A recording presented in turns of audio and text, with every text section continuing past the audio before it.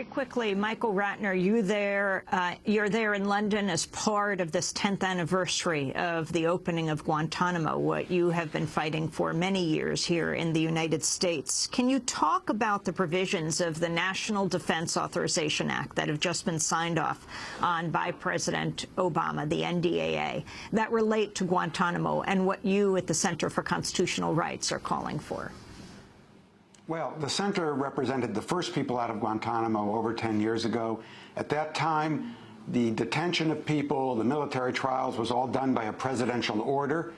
When Obama took office, he continued the same actions.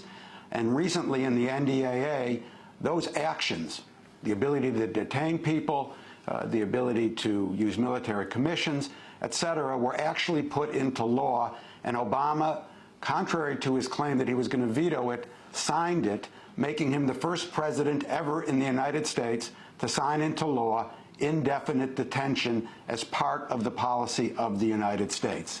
In addition, of course, the NDAA puts very heavy restrictions on moving people out of Guantanamo. First, moving them to prisons in the United States. No money can be used for that. And secondly, moving them to other countries, you need all kinds of certifications. And if you think about it, we are now in the longest period, almost a year, in which nobody has been transferred out of Guantanamo. And it's likely that until after the election, no one will be transferred out of Guantanamo, except for 3 possible claimed Taliban people who the Taliban want to go to Qatar if there's a negotiation with the Taliban. So think about how crazy it is. 171 people there. The only 3 people who might get out are 3 essentially acknowledged Taliban people.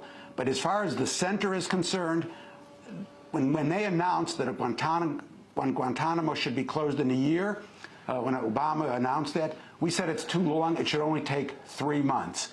Boy, were we naive about what was going to happen. It should still only have taken 3 months. Now it's been 3 years since that promise on January 22nd, and we're no closer to closing it than we were 3 years ago or 10 years ago. We're no closer to ending the policy of indefinite detention than we were 3 years ago or 10 years ago.